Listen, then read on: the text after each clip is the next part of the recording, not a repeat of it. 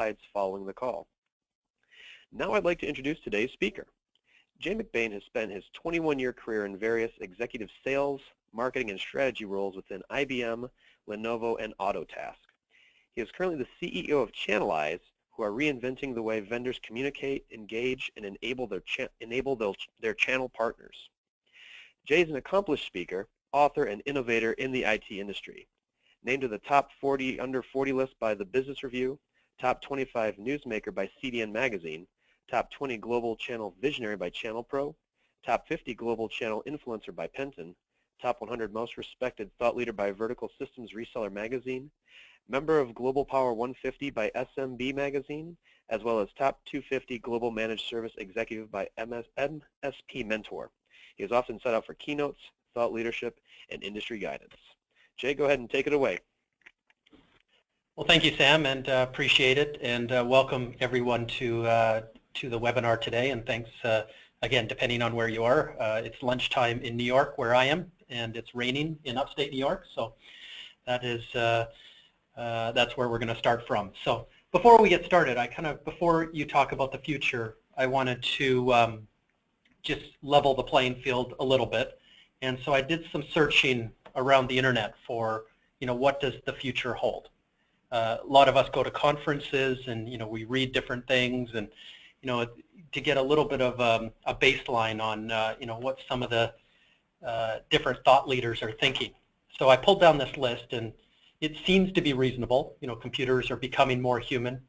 Networks are ubiquitous. The web is smart. Little devices are thinking more. Software will be smarter. Internet economy will take over. You'll look at computers in a new way. Entertainment will be virtual. Your identity will be digital. And then, finally, Moore's Law will continue to rule. So this seemed reasonable, and it seems, at an uber level, what the IT industry, as well as all industries, are facing today. What is surprising is that I pulled this off 1999. In June, PC Magazine wrote this article. So I like to say that when you predict the future, this was 17 years ago, the future is never as fast or as radical as we predict. So, magazines like to sell front covers that are, big time Armageddon style alerts that if you don't change your business, if your partners aren't changing their businesses, everybody's going to go out of business, and the thing's going to be a disaster. But everything I say today probably has a 5 to 10 year window to it, but you definitely have to be planning ahead on these trends as they've reached the tipping point.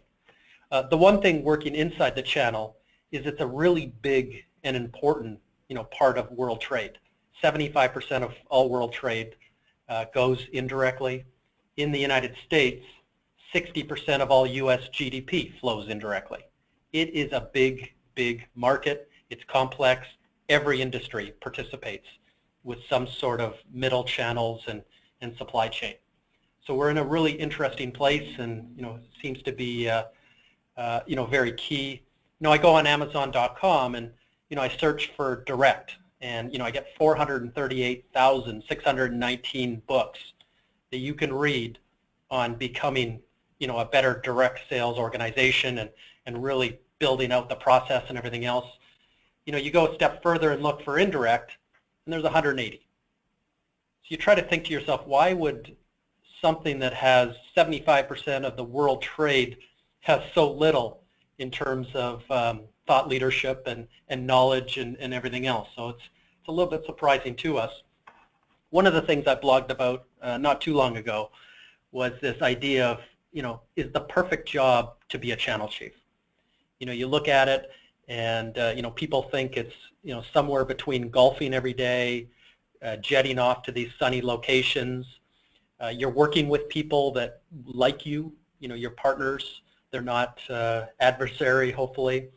And you're also working in an organization that isn't all that well understood inside most companies, so that you get a little bit of a free pass on things as well. So is that kind of the perfect job? And then I started looking at some of the things that channel chiefs do every day, and becomes less enticing at that point.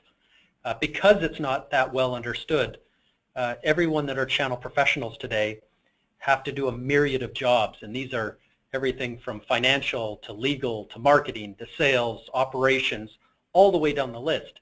It's like running a whole organization without a ton of support from other organizations or other departments within your company. So I kind of came to the conclusion that be careful what you ask for. There's 75 critical responsibilities in running a comprehensive channel, and again, the support that you get, sometimes it feels a little bit like being a redheaded stepchild in an organization. In all those golfing days and those sunny locations and stuff, while there might be a little bit of that, this is what the reality really looks like for those of us that are in it. So I wanted to flip over now to the really the trends that are happening now. I take a little bit of a different view on the world, which you'll get as I kind of go through these different trends. But the one that is most important right now, and the one that's gathering, I think, the most confusion, is this massive shift in terms of how IT decisions are being made. This has an effect for you as the vendor. It has an effect for distribution.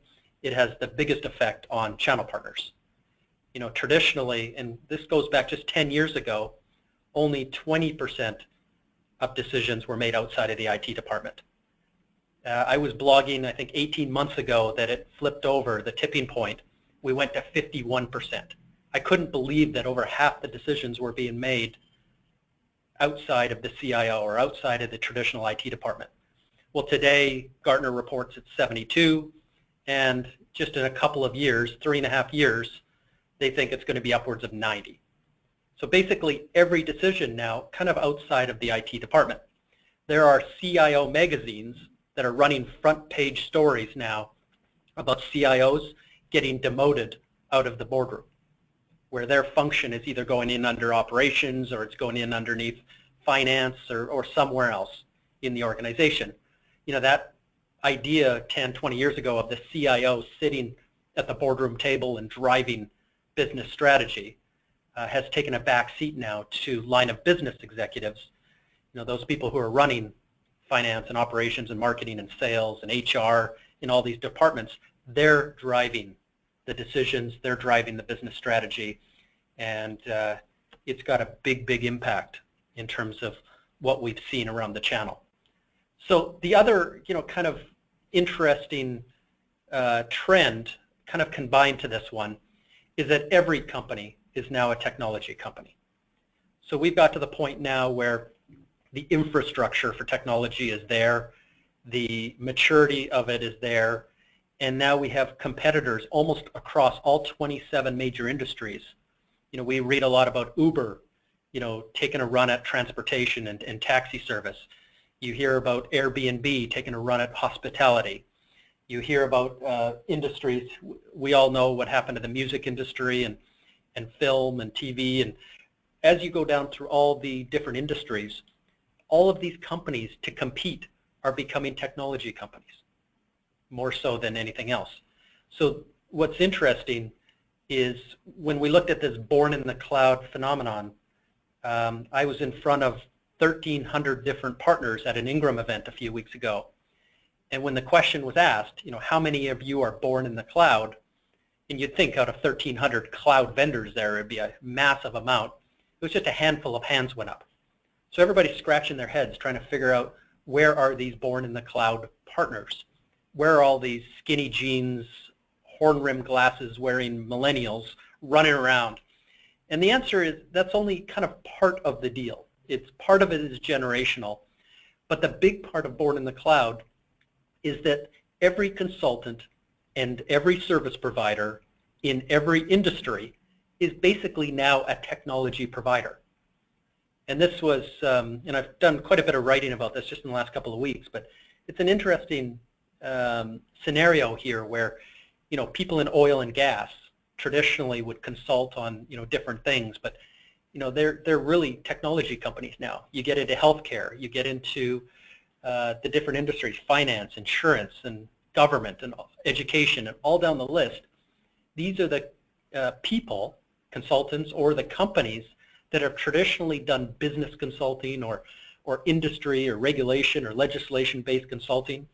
They're now recommending solutions.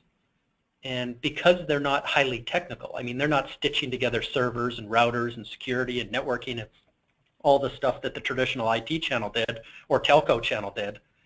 You know, basically they're stitching together software. And because they can, you know, put together these SaaS tools and build a stack that works in each of these, you know, different industries, the competition, or this born in the cloud, is really already established. It's just coming a little bit out of left field from where we would have expected it. And none of these people are showing up to channel events. They're not subscribing to channel magazines. They're not joining IT channel associations. You know, if you're looking for them in the traditional places, they're not there. And I'll talk a little bit more about that in the upcoming slides. And then, as I mentioned, it's the traditional IT hardware, software, and services plays may not apply. So, you know, if you're watching the news and if you're watching your 401k, IBM has shrunk for 16 straight quarters. You know, obviously Dell joining up with EMC, going private. You've got Cisco and their core business is struggling. Obviously other businesses like cloud and others are growing. And then you've got HP that kind of split up their business, and some of the traditional vendor, you know, large companies from, you know, 5-10 years ago are going through major changes. And it's affecting the channel, it's affecting vendors. There's a massive amount of opportunity, but need to understand where that is and understand what I'm calling kind of the changing of the guard. And this is, you know, cloud, SaaS, managed services, recurring revenue. I talked about the changing customer spend.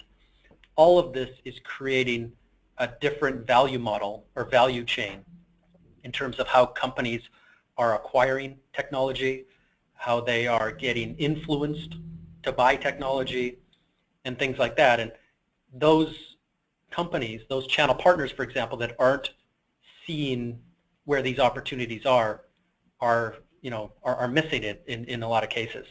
There's a couple statistics that came out of CompTIA that were interesting to me, in that almost 2/3 of partners were reporting that the cloud opportunity that they're seeing is a greater demand than they can supply. And, you know, basically they were over capacity to handle the cloud demand. So the good news is they're seeing the demand. You know, the bad news is they may not have the technical skills, they may not have the infrastructure, they just may not have the cycles to be able to respond to it. And so the good news is the channel's kind of seeing it. You know, the bad news is the channel's not really prepared. So we're seeing competition come from other areas, like I just mentioned, to handle the demand and to take a leadership role in some of these cases. Another underlying, you know, trend to this one is demographics. So we've seen a pretty significant decline in the number of partners, and this is telco and IT, 36% decline since 2008. What was interesting is after the, you know, big depression / recession, you know, it took a long time for the economy to recover. But, you know, in the U.S., for example, unemployment's now under 5%. You know, there's a bunch of metrics underneath that aren't great. But the fact of the matter is, many companies have gone through the transformation and they're now growing again. The fact of the matter is, the channel isn't. And this decline, which started in 2008, continues to kind of happen. I read a stat yesterday, and, you know, I don't know of the exact accuracy, but it came out of one of the distributors, that 80% of channel partners that were in their system were at a level of insolvency. In other words, pushing their credit lines, you know, harder than they ought to be. And you know, there's some scary demographics around that. A second thing that CompTIA reported is 40% of partners are looking to retire in the next 8 years by 2024. So we know that, many in the telco space and many in the IT channel space, maybe started their businesses in the 80s around the IBM and Compaq PCs. May have started in the 90s around, Cisco and some of the networking companies, but they've been now running for, 20 or 30 years, so they're looking at an exit strategy. And in many cases, their kids don't want to take over the business.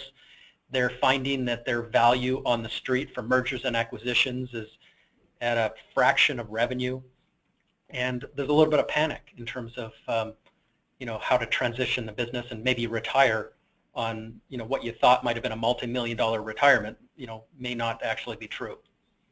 And then the third one is that 75% of the channel will be millennials by 2024.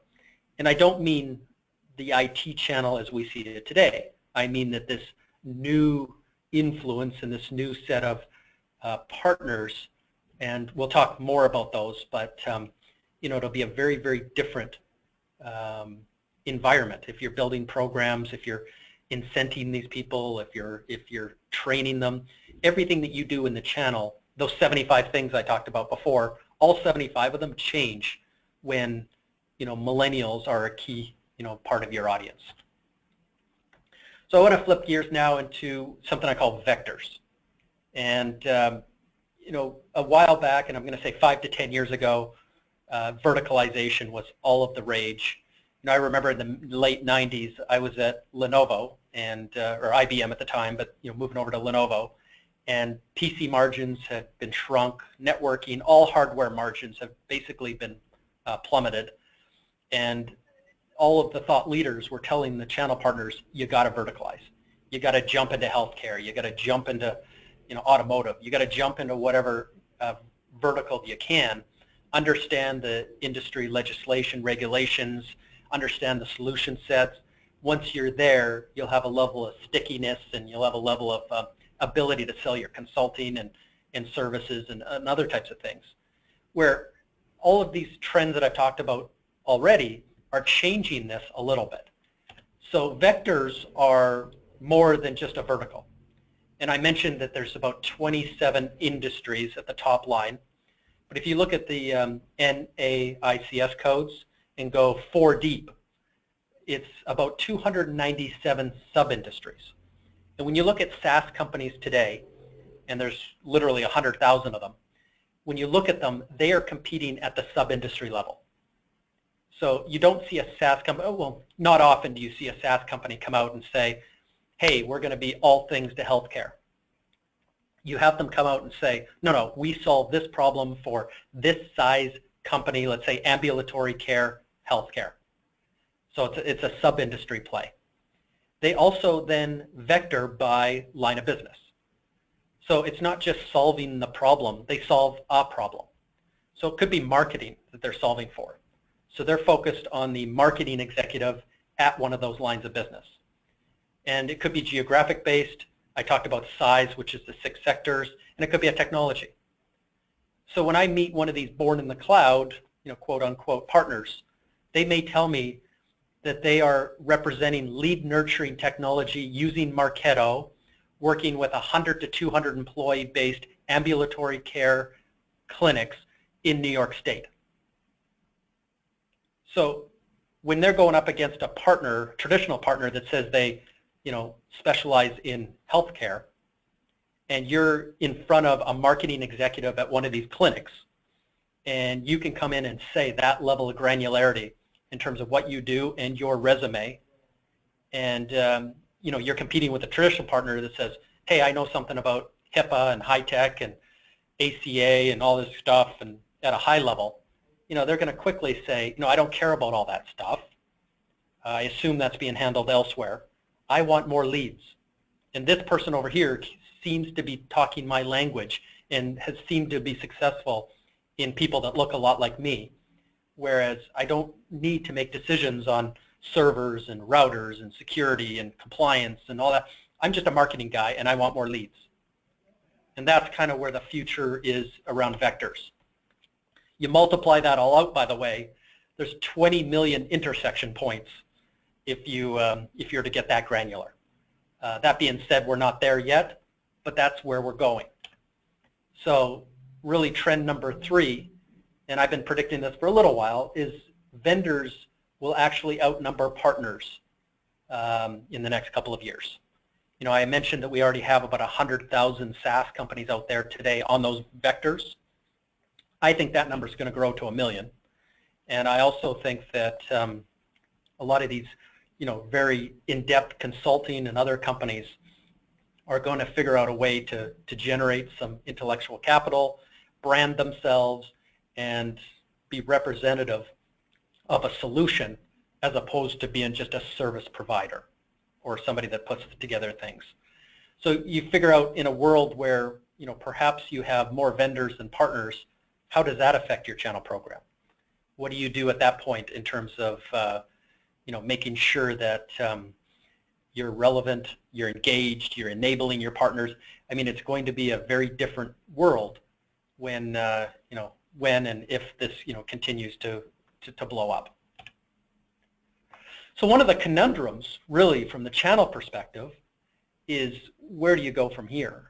Do you build the practices and the vector level IP? Do you partner with others?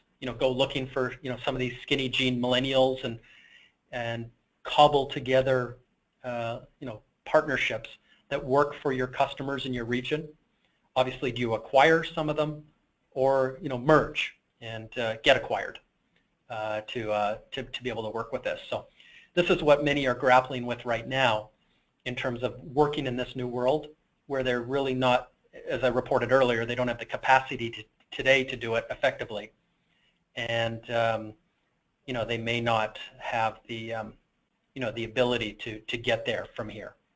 So it's hard in terms of what they're thinking, and they understand that the future really is intellectual property, and figuring out a way where they can stake their claim and on a specific vector. So what's interesting is, kind of the future of many channel partners are to become vendors. And out of the, there's about 160,000 partners in the US. There's about 600,000 partners worldwide. Of those partners, there's going to be a big number of these new vendors I'm talking about that are going to spawn off of partners. And we've already seen that, and I could take you through dozens of examples of where partners have successfully opened up another shop. And the barrier to entry nowadays, you go to LegalZoom and, for a few dollars you get an LLC. You go to GoDaddy and for a few dollars you get a website. And to spin off another brand underneath your partner or beside your partner, put a little bit of a team over on that side, is very easy. And again, if you understand things at a very detailed level, i.e., sub-industry by line of business, you can probably stitch together and figure out how to write some lines of code and put together some practices and other things that are protectable. And you may build a company that may only have a TAM or a target addressable size of the market of only, let's say, 1,000 customers worldwide. So you're not going to be the next Google or Amazon, but you could stake a pretty profitable and predictable business on the side, and have a reasonably successful vendor-based company who may be looking for partners yourself to serve beyond your region. So kind of the fourth trend, and this was one that was a personal story of mine. I moved from Canada to the United States as part of the IBM Lenovo switch. But the one thing I learned very quickly when dealing with big numbers is that there's the law of a few. If anyone's read the Malcolm Gladwell's book, The Tipping Point, there's a really good chapter, I think it's chapter 2 or 3, about Paul Revere. And Paul Revere, and I always talk about this when I'm in front of audiences, I get the irony that a Canadian would be standing up talking about their cherished son, Paul Revere.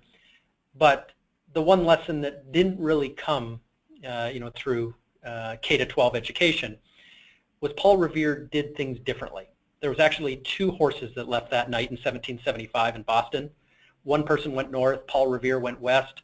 nothing's written about the person that went north because he failed. He rang the church bells. He woke up everybody. Everybody came to the town square. He told everybody the British were coming.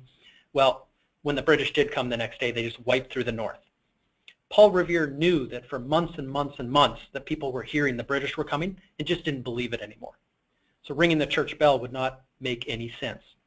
So he went to the first town and just knocked on 4 doors, told 4 people, and he was the most connected person, they think, in Boston at that time. So he knew the mayor, he might have known the hairdresser, he knew the 4 people that would make that message go viral. And when the British did come the next day, guns would be pointed out the front door. Why do I say this story and how does this relate to the channel? Is I learned quickly that the channel also anchors around a very few number of people. So I learned that there's 16 different channel magazines in North America. There's about 25 or 30 if you look worldwide. There's 150 trade shows. There's obviously thousands and thousands of vendors, but there's a dozen or so really good vendor communities. The distributors run their own communities, Ingram, Tech Data, Cynics, etc. You look at thought leaders, there's bloggers, there's associations like CompTIA and others, and BAPTI and others. So you look around this kind of web and you get this idea that there's a lot of different places for channel partners to learn, to study, to follow. There's no centralization at all. You'd think the world's biggest IT association would have the master list and have everybody listening. Well, they don't. They have less than 10%. You'd think the biggest magazine in the world with the biggest readership and the biggest shows around it. Well, no, they've got less than 10%. So when you look around, I learned that there was about 30 different of these communities, but they all anchored around people. So when I wrote down the people that spoke at these events and that the magazines were being written about, when these are the people leading peer groups, these are the people on the board of directors of associations, and there's a number of places that I started writing down names. Every time I saw them second, third, fourth time, I just gave them more check marks. I got up to about 1,000 names when I sorted the list by check marks. In other words, how many places, in other words, how connected were they in the IT channel and telco channel. It came down to about 100 people that absolutely gave you 1 degree of separation. You can actually see it on LinkedIn today. If you actually link in with these 100 people, it actually links you with millions of channel partners 1 degree of separation away. It's the ultimate Kevin Bacon story for connections. So building a channel program, recruiting partners, all of this isn't about going big, going wide, trying to boil the ocean. It's finding, again, back to those vectors, finding those people that are key in the places that you want to go. And you're going to find that there's a handful of them, not thousands and thousands and thousands. And that gets me to kind of the 5th trend, which I call Dandelion Marketing. And the reason I use a dandelion is they've been around 1 million years. It doesn't seem like they've evolved all that far, where they send off their seeds, once they grow, and your yard turns yellow every time around this time of year. And you'd think that the dandelion would get smarter and evolve over time, where they'd send out less seeds but much more targeted, and knowing the environment that it's in. But what's interesting about the dandelion, and this will relate to channel marketing, is that we don't control the environment. We don't control the variables. So the dandelion cannot predict how windy it'll be, doesn't know the moisture, doesn't know what the soil composition looks like. So they just keep on sending out 1,000 seeds, knowing that a couple of them are going to plant. So we're in a world now, in terms of marketing, where the noise is deafening, where the clutter of trying to get your message out is almost impossible. There's stories like 95% of partners are no longer going to partner portals just because of the noise. They get sent so much or pushed so much information that they're not going to find out anything anymore. Unless they're forced to do a deal reg or forced to do a certification or something, they're not going to go try to find information, which is dangerous. So they're kind of just sucking it all in and pull in whatever they can. So the idea on the Dandelion is you have to not only participate with a number of seeds, because you may miss them, but you have to understand now how partners are communicating. So we did a piece of research a few years ago, and we asked the question, what's your number one way to get program information or product information or partner with your vendors? And then what was number two, what was number three?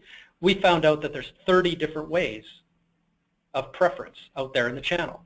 Number one was surprisingly email, and it still is at about 33% preference. There is a 30% preference for face-to-face. There's a high preference for telephone still. It's very demographic based. Older people prefer the telephone. All the way down 30 things, webinars, podcasts, vodcasts, all the way down the list, to Twitter was at bottom at 2%. And you'd think, well, why would we ever tweet if there's only 2% of people there? Well, it's the fastest growing. So you got to kind of look at all 30, look at the messaging that you're sending out, and kind of act like a dandelion, knowing that you're not going to catch people. If they're not on Twitter that day, or if they're not happen to be in their email, and they're just clearing out their email at the end of the day, your chances of planting are very low. So you got to figure out a way to spread the seeds very widely and get into a cadence that that they will pick up your information out of the noise. And that's a big difference from where we were 10 years ago. So I mentioned communities when I was talking about Paul Revere, but channel partners do collect. And there's no way that you can be out in the market selling stuff and looking like an expert in front of customers without learning. So you have to figure out your messaging on Internet of Things. You have to understand how you're going to play security. You're going to have to understand, when they ask you about artificial intelligence or 3D printing, or all the questions that you have to gather as a channel partner and be able to answer, they have to go somewhere to get that.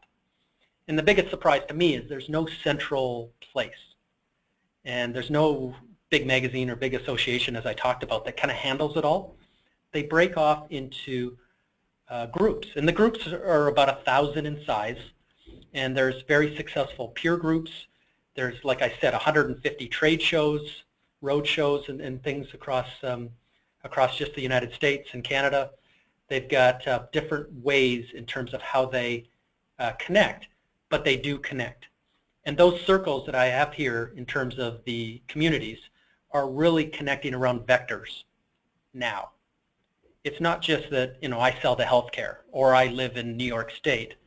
It's I'm getting a level deeper, and I want to find those people who do the things that I do and get together and using 30 of these vehicles.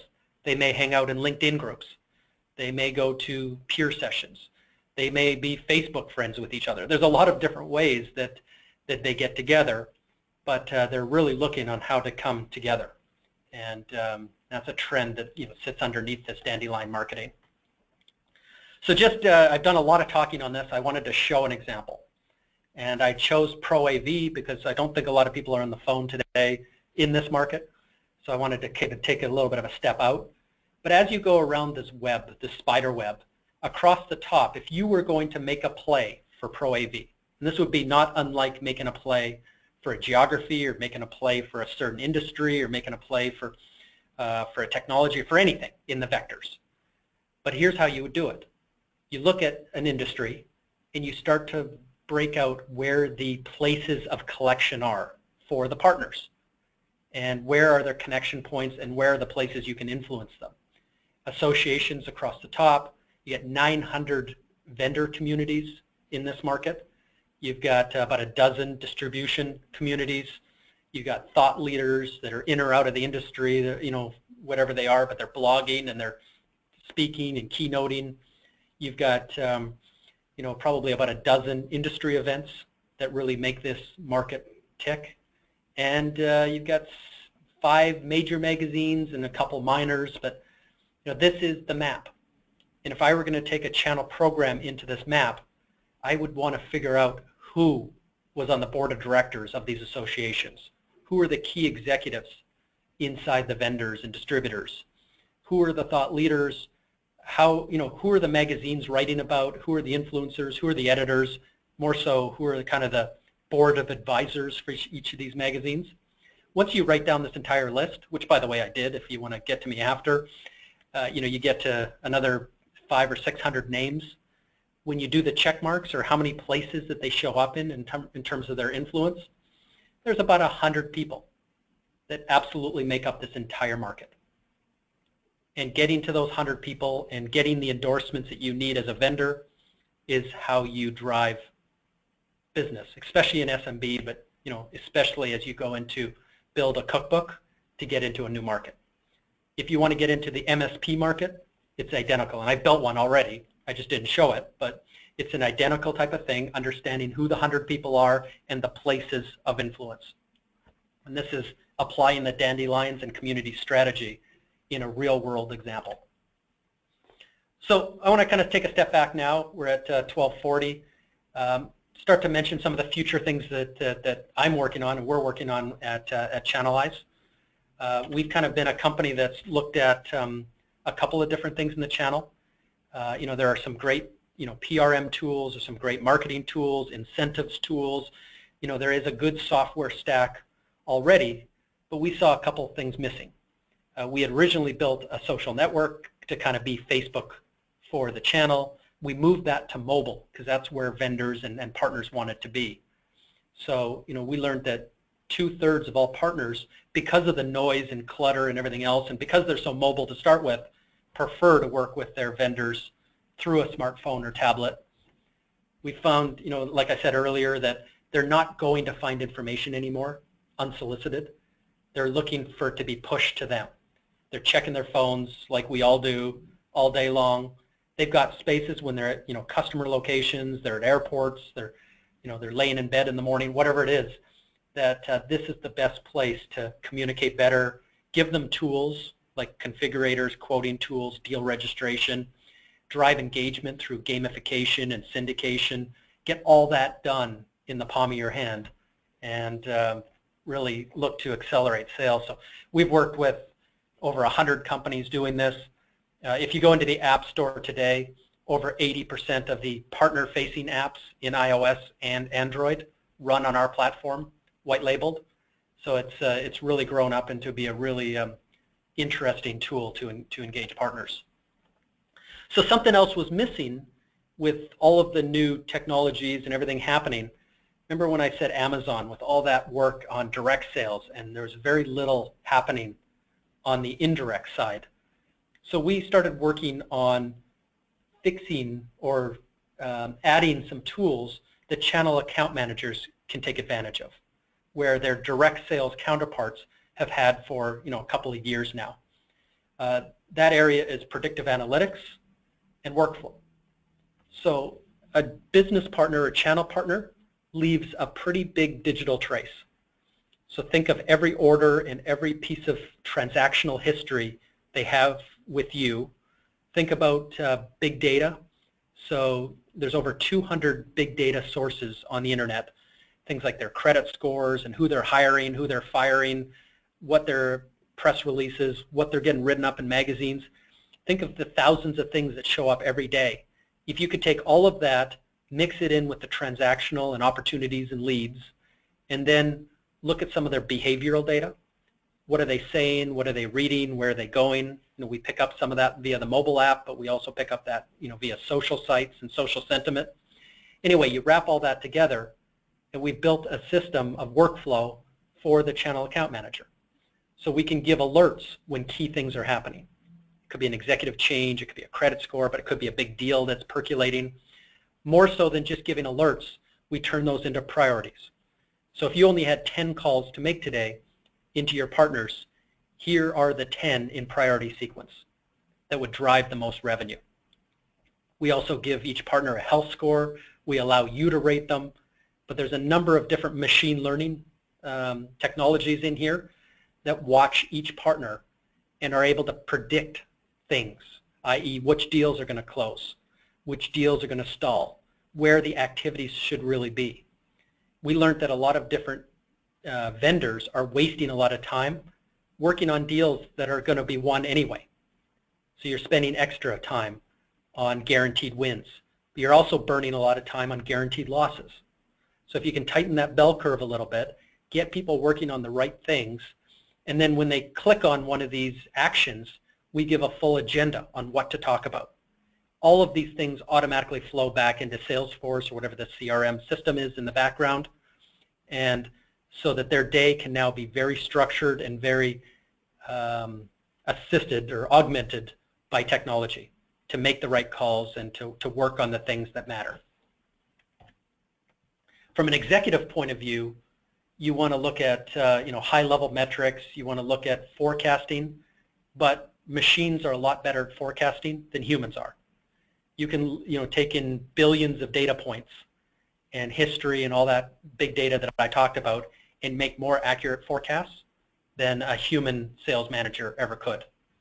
You could also look at the predictive analytics that roll up. Key trends that may affect your entire channel will be rolled up to an executive, as well as the view on each of your reps, how they're doing, how they're trending, and get some insight in terms of where some improvements can be made. So it's really a system that's based on artificial intelligence a little bit, predictive analytics, machine learning, and really there to augment and assist the sales process in the channel, which, as we know, today resides on a spreadsheet or maybe a stale report, or in some cases still on the golf course. So we think that selling can be very much improved using the technology that we put together. So we're at 12:45. So just in summary, this is my last chart. What I talked about today is you can get caught up in future hype, but it really doesn't help your channel program. You've got to be aware of the trends that are happening. You've got to be building towards those trends, and also understand that you're not going out of business tomorrow. Your partners aren't going out of business tomorrow. But if you're not planning for some of these big changes, 5 years from now could look very, very different. The shifting landscape has been interesting, and it tipped a lot faster than I would have ever expected. Sometimes we joke, Gartner and Forrester and IDC and Serious Decisions, they tend to make these wild forecasts, and we always think that they never come true. And some of the shifting landscape, though, with the change in decisions, the changing of the channel demographics, the changing in terms of where the vectors are and where the actual value chain is, those predictions are not only coming true, but they're under-predicting the speed at which it's happening. So, getting on top of that and understand the shifting landscape, it affects your partner recruiting, it affects your partner development, it affects all the way up through your, some of your most senior channel partners who, the 20% who do 80% of your business, they may be going through changes themselves. They could go through an acquisition, they could go through a change themselves that could throw you for a little bit of a loop if you didn't see it coming, and work with them and through these changes. I talk about channeling your inner Paul Revere and rethinking the way you communicate out in your channel, and knowing that there's a lot of innovation coming. The channel's been a little bit of a laggard in terms of adopting technologies. The average direct sales rep now has 7 pieces of software that run their daily life. Everything from leads to predictive to workflow to cadences, all the way down to their CRM. They've stitched together a really impressive set of automated dialers and other things that just make them more effective. When we go back to the channel, we're kind of dealing with the software we've dealt with for decades. We don't have access to kind of this new thinking, a lot of the Silicon Valley startup type of mode. So that is coming, and that's what Channelize is working a lot on, is bringing that innovation into bringing the channel or indirect sales model forward. Okay, so that's it for my prepared comments. Sam, over to you if there's any questions from the audience. All right, thank you, Jay. Indeed, we will open it up for questions. For anyone that might have missed my kind of introduction, if you'd like to ask a question, you may do so using the chat window located in the lower right-hand corner of your screen. And we did have a few questions come through. We will again be providing the recording and slides in PDF form following the call, so we'll make sure everyone gets a copy of those. One question that's come through, Jay, where can I learn more about this vectorization of IT opportunities? Good question. I've actually, in the last couple of weeks, I've written personally quite a bit about it because it's just been an interest of mine coming out of some of these conferences, including the BAPTI conference, Channel Focus Conference. So my website is Jay McBain, J-A-Y McBain, all one word, .com.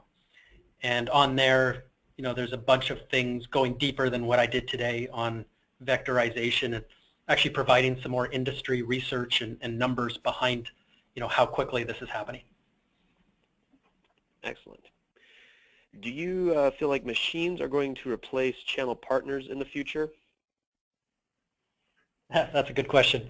I've actually, there was an interesting article last year by BBC, of all places, in the UK, and they put out an article last summer that basically said machines are going to replace everybody. And they set off to go through every single vocation and every single segment. So they talked about farmers, they talked about truck drivers, they talked about marketing professionals, they talked about channel partners. I mean, they went down and they talked about all these different industries and basically made a case for how assisted selling, augmented selling, and you know, the future of work basically is going to be self-driving, self-automating, self-working, you know, type of things where that you know, people might be disintermediated from the from these roles. And you know, I don't subscribe to that. However, the one stat that sticks out to me is that 72% of decisions are already made, or research has already been done before somebody ever reaches a person. And we know that from a marketing point of view, you know, that's your website, that's your ebooks and your white papers, and they've already done the competitive, they've already done that. We're seeing that just not in our industry, but you know, the last time you went and bought a car, you know, the chances that you were 100 times more knowledgeable than the car salesperson because you've already got to the 72% mark and you just need a couple things at the end. The other thing is that stat is generational. So, you know, there are a big need for car salespeople in the future to sell to older people who prefer to buy through that model. When you look at millennials or the generation coming behind millennials, you're going to see cars like that go direct. So Tesla, for example, is the only car company you can buy from direct from now, but 5 years from now, there's going to be several. And I think 10 years from now, all of the car manufacturers are going to be forced to sell through a direct model, where you're going to be able to do 100% of your research, make 100% of your decision. You know, there might even be places where you can just go test drive the car, like little agencies or outlets or something like that, or maybe they send you to Hertz or one of the car companies, rental companies, to actually test drive the actual car that you want. And you know, the younger people are going to do 100%. So the question of, could line of business executives ever get to the point where they could do 100% of their research using the communities and using the resources that I talked about to get from 72 to, you know, close to 100%, where basically the vendor's just taking an order at that point. So could machines replace people? We're not talking about robots that sit down and sell you a car here. We're talking about internet technologies and information and self-service technologies growing and learning to the point where they can facilitate, you know, a bigger number. So again, I don't subscribe to, you know, Terminator 2 here, we're taken over by machines, but I do think that you know, this is a mega trend politically, socially, going forward 10, 20, 30 years, where the future of work is a big question mark. Excellent. Excuse me. What will be the vendor effect on vectors when it comes to value exchange with partners? Most value exchanges are currently margin, rebate, or MDF based. That's a good question, and you know, I think that the incentives are going to change the same way partnerships are changing. So today, most channel programs have a pretty rigid, good, better, best partner program from the vendor side, where you pay out maybe a finder's fee, you pay a reseller fee. In the future, I think there's going to be maybe 10 different iterations of that, and this goes right into how you incent, and that could be spiffs, MDF, bonuses, finder's fees. I think all of these are going to be very different based on how the partner, the person that you're partnering with, wants to be paid. So a big growth just recently has been integration partners, where as they're stitching together their IP and working with your open APIs, perhaps, in the software world and hardware world, and they're building value on top of what you're doing, crossed in with the vectors, they may want some sort of percentage of revenue. They may want something up front, and in many cases, and actually over 50% of the cases that we've seen, they don't want anything. They're building their own company, and they're trying to build their own recurring revenue and build a repeatable business model. In that business model, finder's fees and other things is just cash. It doesn't actually count for much. So they would rather find a way to build that incentive into something that's recurring. And when companies are building today, they understand that the value of their company is determined via the type of revenue they bring in. So true recurring revenue on a software or SaaS-based subscription model, can get 4, 5, 6 times revenue on the high end. If you bring in MDF dollars, that's worth, 0.1 or 0.2 of revenue. It's worth almost nothing in terms of the value of your company, unless you're growing and bootstrapping and cash is really important. If you look at other finder's fees, spiffs type of things, again, it falls into that same bucket where the cash might be nice, but it doesn't add any value. So again, if you could add $1 of value to the company, it's worth 4, 5, or 6 down the line. That's what investors are looking for. That's what the venture capital community is looking for. That's what a lot of these smart vector-based organizations are looking for. So I think you've got to be smart about how you create the incentives around your program and maybe open it up a little bit to figure out how they can build recurring revenue that's that comes from the partnership from you. Excellent. Given the automobile example and the 5 trends, do you think vendors will start to move towards more towards a direct sales model? Well, first of all, we've already seen that. Part of this, the shrinkage that I showed, 36% shrinkage since 2008. Many of these vendors, and as we've grown up to now about 100,000 vendors, more are doing it direct because they're early on in their maturity cycle. Most companies can't come out of the gate with a channel model because they haven't proven how to sell yet. They don't have a process that's locked in, and they don't have an engine that's already running that they're looking to amplify.